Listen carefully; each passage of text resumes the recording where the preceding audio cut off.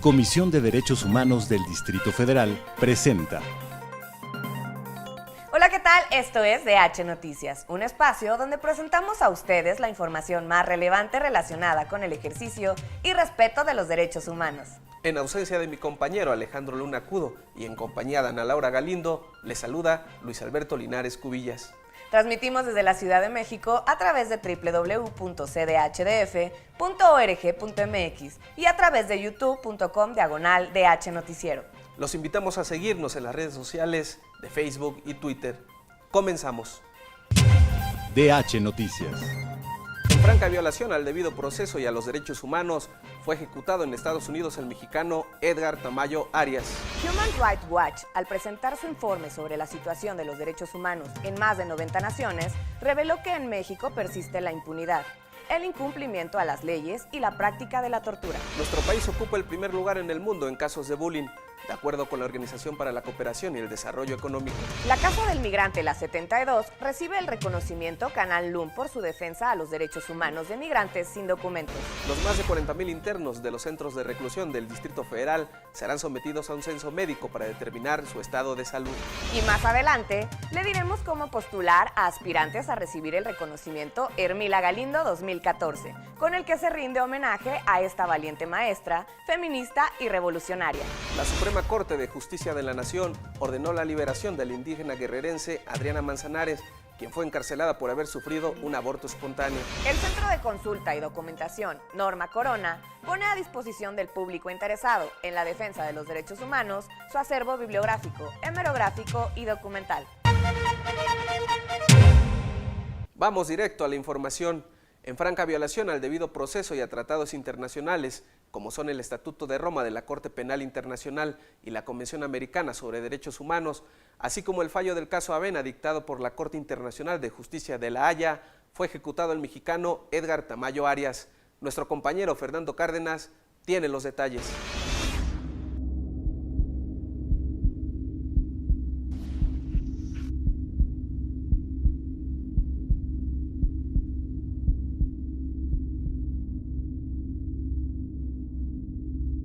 La aplicación de la pena de muerte no es y nunca será una medida efectiva para encontrar justicia por los delitos y crímenes cometidos en un Estado democrático.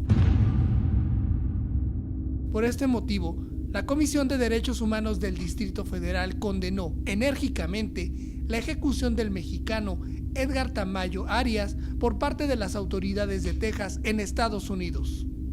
Enfatizó que representa un retroceso y una grave violación a los derechos humanos al socavar la dignidad y el derecho a la vida que tiene toda persona.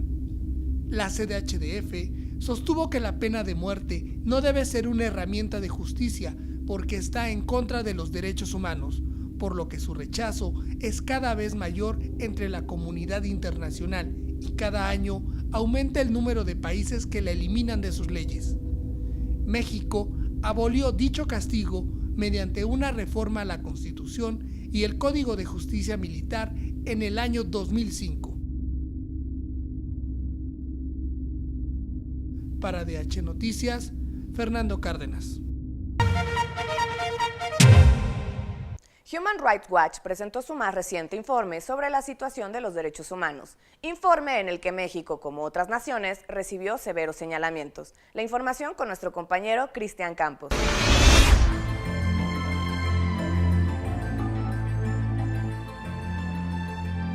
En Alemania, la organización internacional Human Rights Watch presentó su reporte anual sobre los derechos humanos en todo el mundo.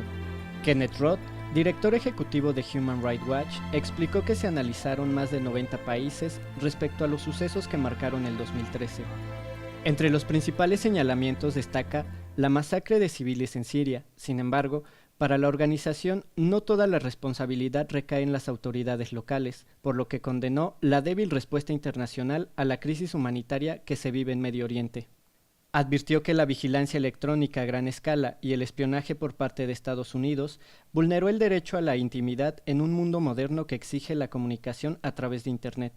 También denunció que en Venezuela, el gobierno encabezado por Nicolás Maduro maltrató y detuvo arbitrariamente a líderes y ciudadanos opositores a su mandato luego de la muerte de Hugo Chávez. En Rusia, aumentó la represión en contra de la sociedad civil y organizaciones críticas al presidente Vladimir Putin. El caso paradigmático fue el encarcelamiento y posterior liberación de las activistas de la banda de rock Pussy Riot. Respecto a México, la organización internacional enfatizó los pocos avances en las investigaciones de asesinatos, desapariciones forzadas y torturas cometidas por elementos del ejército y policías, en el marco de la lucha contra el crimen organizado. Para DH Noticias, Cristian Campos.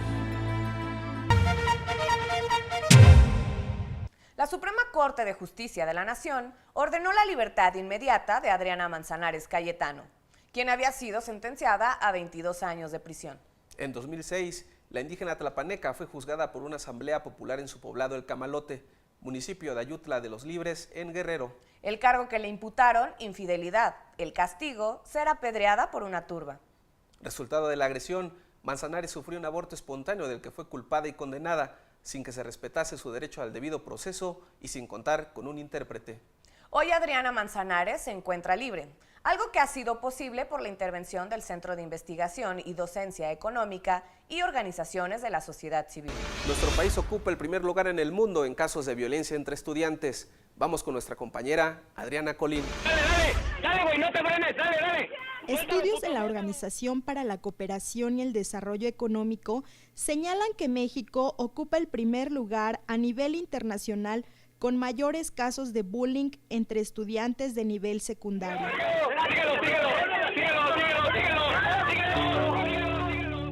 La Alianza para la Seguridad en Internet, ASI, define el bullying como el acoso escolar que incluye hostigar, molestar, aterrar, torturar, difamar, excluir, presionar y agobiar a un compañero o compañera de clase a grado tal que puede orillarle a desarrollar pensamientos suicidas. Agresión física, psicológica o emocional, maltrato sexual y violencia cibernética son formas de bullying que obligan a la exclusión social de las y los afectados. La exhibición de las personas, niñas, niños y adolescentes a través del ciberbullying se realiza a través de mensajes, imágenes y videos en medios tecnológicos como teléfonos celulares, tabletas electrónicas y computadoras, vía redes sociales como Facebook y Twitter principalmente. Poco más de 7% de los estudiantes de secundaria señalaron haber robado o amenazado a alguno de sus compañeros.